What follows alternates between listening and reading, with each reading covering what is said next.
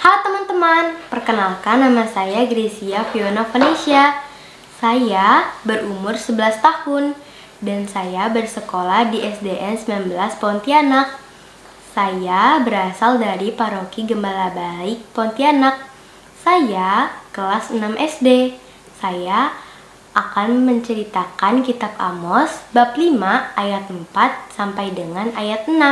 Kita mulai dari yang pertama dulu ya. Carilah Tuhan, maka kamu akan hidup. Kitab Amos, bab 5, ayat 4, dan ayat 6. Mengandung 3 makna. Pertama, merupakan undangan untuk menyembah Allah. Bangsa Israel hanya memiliki satu Allah yang dimateraikan dalam perjanjian Sinai. Isi perjanjian Sinai itu adalah Tuhan menjadi Allah mereka dan mereka menjadi umat Tuhan. Kitab Keluaran bab 6 ayat 6. Kitab Yeremia bab 30 ayat 22. Melalui perintah untuk mencari Tuhan, orang Israel diundang untuk kembali kepada komitmen atau perjanjian awal untuk hanya menyembahnya saja. Mereka tidak perlu mencari dan menyembah ilah-ilah lain. Kedua, perintah carilah Tuhan menunjukkan bahwa umat Israel sedang tidak setia pada perjanjian dengan Allah. Mereka rupanya menyembah pula ilah-ilah lain, menempatkan Tuhan hanya sebagai salah satu penyembah. Bahkan mungkin menyingkirkannya. Oleh karena itu mereka diminta untuk bertobat. Bertobat itu hendaknya disertai dengan tindakan nyata, mengunjungi bait suci sebagai tanda kehadiran Allah di tengah mereka. Ketiga, ungkapan kamu akan hidup bermaksud menunjukkan buah dari pencarian akan Allah. Mencari Allah berarti mencari kehidupan, sebab adalah Allah lah yang menjadikan segala sesuatu yang ada. Yang kedua, janganlah mencari Betel dan janganlah mencari Gilgal dan Berseba. Kitab Amos bab 5 ayat 5. Betel dan Gilgal dan Berseba merupakan tempat-tempat yang mengingatkan orang akan Tuhan. Betel adalah tempat Yakub bermimpi melihat malaikat Allah turun naik dari langit. Dan Yakub bermimpi dan Tuhan sendiri berbicara kepadanya. Dia pun membuat tugu peringatan di tempat tersebut.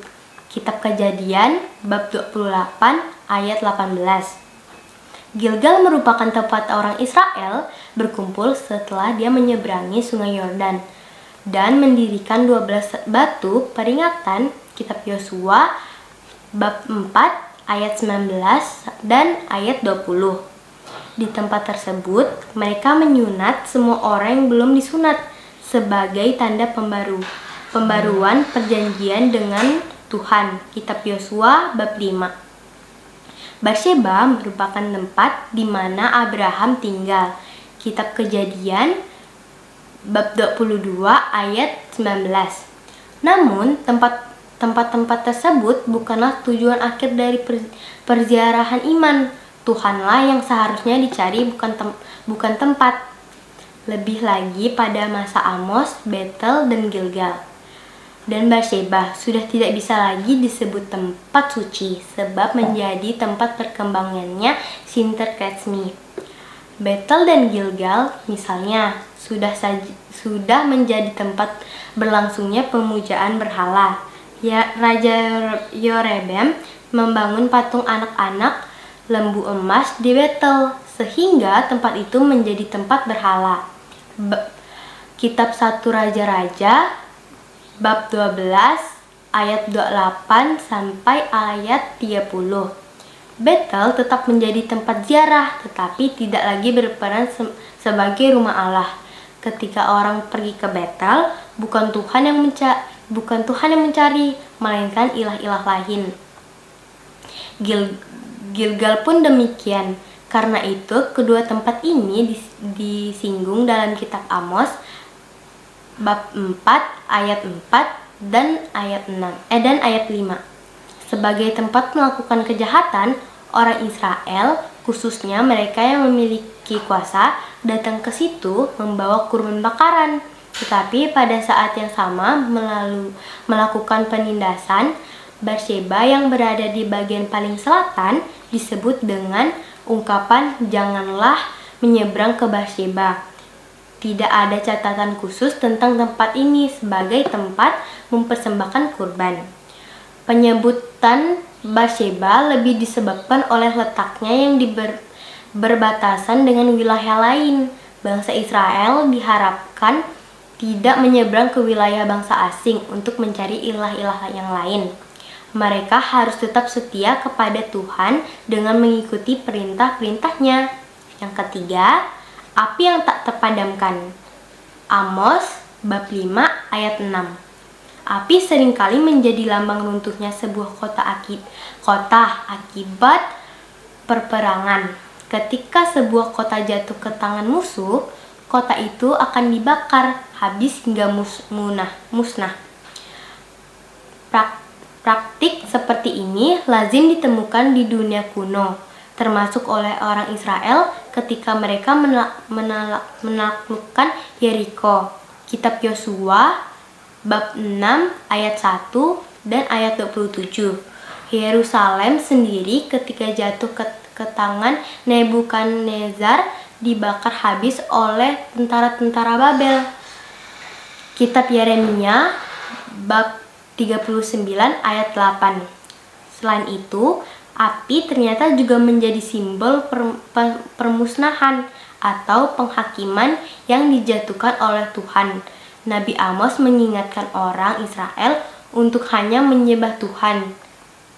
Jika tidak, Tuhan akan mendatangi mereka bagaikan api dan yang memakan habis dan membasmi dan tidak terpadamkan.